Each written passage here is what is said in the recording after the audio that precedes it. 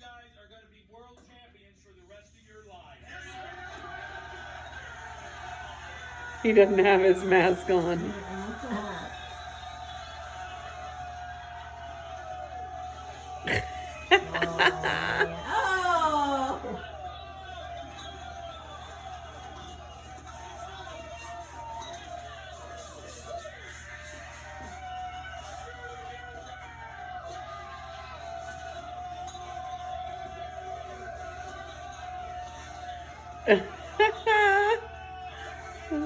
Ozzy.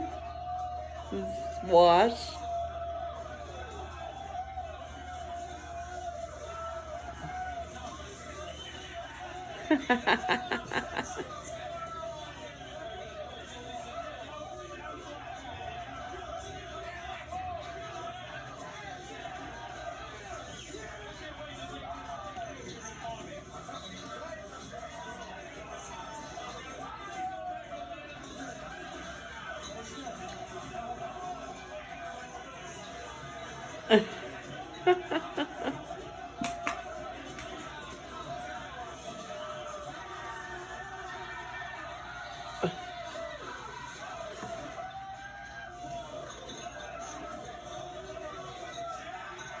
Jack.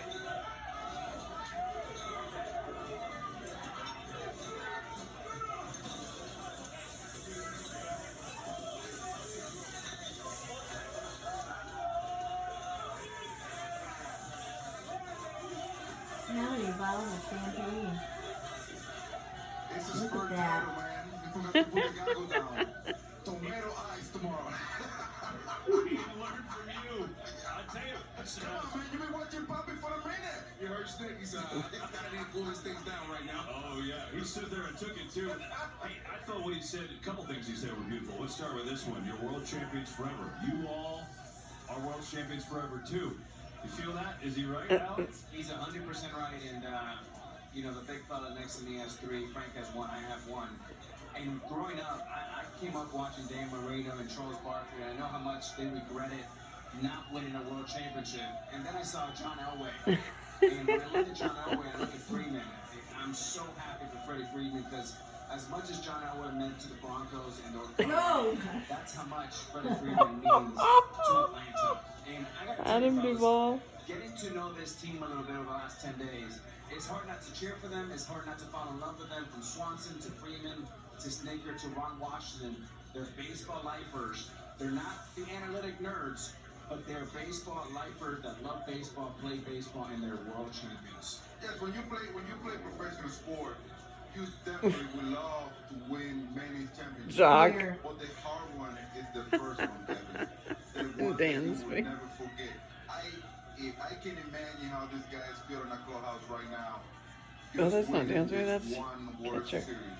That one first one that you get out of the way, hopefully they got many coming.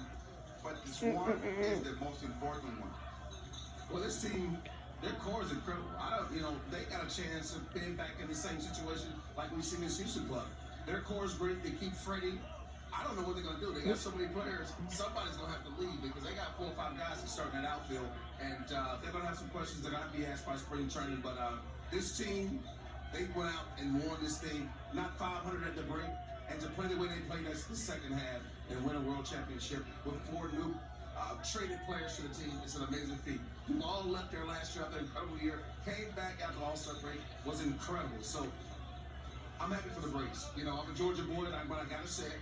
And many years of heartbreak, living in South Georgia without a championship, to watch these guys celebrate. Proud of them. Well, I thought, and well said, Frank. I mean, you're right. Look, they won the division 4 straight years. Obviously, the NLCS last couple of years, now they break through. But one other thing that Brian Snitker said, again, is he's been in the organization for 45 years. And when the Braves last won in 1995, he was a coach, I think an A-ball in the minors for Atlanta. Bobby Cox, of course, the manager, the great manager for all those years of all those excellent Atlanta teams that John Smoltz played for. And he said, can't wait to show this to Bobby. Bobby Cox is a legend. Bobby, I know you're home watching. And we're all happy for you because, you know that Brian's going to take that to Bobby, who, it's all, he was his mentor, Alex, and so I'm sure he is just beaming seeing Brian Snitker being able to do it and take it home again. It's an incredible story. It's a romance story of baseball, right? It's the epitome of loyalty, sticking with it, going against the current, and the Braves did it in a contrarian way. The days I thought we have managers, you have over 200 major league experience, professional baseball experience, and when you look at Albies and you talk about how much Ron Washington helped them, it's hard to quantify. You can't replace experience. There's no shortcut for experience. And good old baseball won. That makes me very happy. I mean, he's a guy that I've been with our conversation for a long time. Of course, Bobby Cox, I saw how to do with the way he handled the business, the way he treated his player, the way he got things done. So I'm pretty sure Bobby is at home enjoying this like this in a clubhouse. This is great for this guy. He might be one of the last guys to ever do this. 40-something years in the organization. Baseball is so full of turnover nowadays. To be there for 40-something years and win as a winning manager in the World Series is an incredible feat. And especially after a year of losing the great Hank Aaron and also the great Phil Niekro, who meant so much to this organization. I thought that was awesome that Terry McGurk, who was just there in that picture as a chairman, I thought that was so awesome that he said that on the podium, right? Like, that's what he ended with. And, to above with Hank Aaron and Phil Niekro looking down, that's a factor in this Atlanta Braves team. Freddie Freeman, he is Mr. Brave. We touched on the pregame show, Poppy, right? This is a guy, 11 years synonymous with Braves baseball for a long time. And you said the first one's always hard to get to, but man, for him, that's pretty epic, right? He came up, they were a playoff team, and then they weren't so good for a while, and now they're world champs. I remember Freddie when he first came to the big league and we went to play in the league against the Braves. This kid wanna figure it out at the gate. He had conversation. I'm pretty sure the way he had a conversation with me, he had a conversation with Frank, with A-Rod, all the guys established at the big league, trying to have answers for those questions. And a smart player, that's how they go by the business. They want to learn, they want to figure it out. Now he's the leader in the clubhouse. Now he is the one who got all this young blood that tonight became to be world champion. He is the face of the franchise. When you think about Freddie Freeman, you think of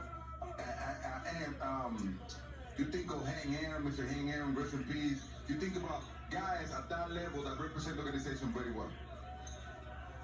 Yeah, 5 home runs this postseason for Freddie Freeman. That ties an Atlanta postseason record. And a lot of contributors, obviously, on this team. Ian Anderson there, 5 no-hit innings the other day. How about that? Here he comes. Well, it's funny, we're just Freddie Freeman, and here he comes. There you go. It's like we talk about him and we summon him. Congrats.